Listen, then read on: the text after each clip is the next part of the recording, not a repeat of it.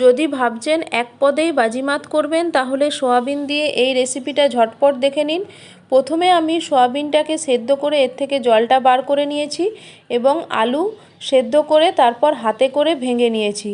অন্যদিকে মশলাটা রেডি করে নেব। মশলার জন্য নিয়েছি পেঁয়াজ, আদা এবং রসুন। পেঁয়াজ, আদা, রসুন একটি মিক্সার জারের মধ্যে দিয়ে ভালো করে বেটে নেব। তো প্রথমে মিক্সার জারের মধ্যে আমি পেঁয়াজ, আদা, রসুন ভালো করে বেটে নিলাম এবং ওদিকে একটা টমেটোও আমি মিক্সিতে ভালো করে বেটে নিয়েছি। একটা বড় সাইজের টমেটো নিয়েছিলাম। অন্যদিকে একটা ফ্রাই প্যানে সর্ষের তেল গরম করে এর মধ্যে আমি জিরে ফোড়ন দিলাম এবং দিলাম তেজপাতা এবং শুকনো লঙ্কা। তেজপাতা, শুকনো লঙ্কা এবং জিরে অল্প একটু ভাজা ভাজা গন্ধ উঠলে এখন আমি অল্প একটু নুন ছিটিয়ে দিলাম যাতে মশলা দেওয়ার সাথে সাথেই ছিটকে না আসে। তারপর আমি পেঁয়াজ, আদা এবং রসুন বাটাটা এর মধ্যে দিয়ে দেবো। মশলাটা দেবার পর মিনিট দুয়েক মতো ভালো করে কষে নেব।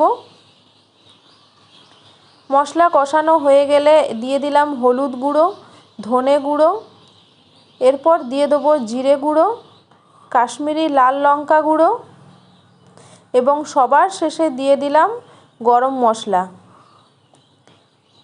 মশলা দেওয়া হয়ে গেলে এখন আমি যে টমেটোটা বেটে রেখেছিলাম সেটা এর মধ্যে দিয়ে দিলাম।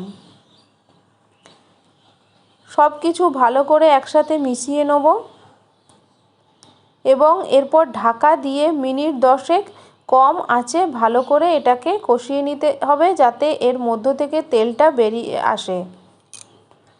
মশলা কষানো হয়ে গেছে। এখন আমি এর মধ্যে প্রয়োজন মতো নুনটা দিয়ে দেবো। যেহেতু নুনটা আগেই দেওয়া ছিল তাই এখন বুঝে নুনটা দিতে হবে।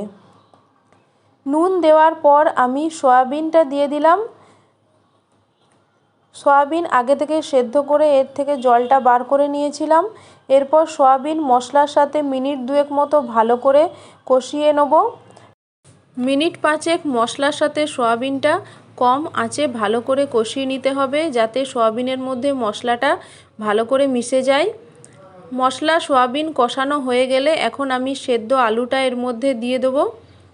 সেদ্ধ আলুটা দেবার পর ভালো করে নাড়াচাড়া করে নেব। এরপর আমি পরিমাণ মতো জলটা এর মধ্যে দিয়ে দেবো। যেহেতু মাখা মাখা হবে তাই বেশি জল দিলে চলবে না, পরিমাণ মতো বুঝে জলটা দিতে হবে। এরপর আমি ঢাকা দিয়ে মিনিট 5 মতো ফুটিয়ে নিলেই তৈরি হয়ে যাবে সয়াবিনের এই দুর্দান্ত রেসিপিটি। তাহলে সয়াবিন একদম রেডি। গরম গরম ভাতের সাথে এটা দারুণ লাগবে।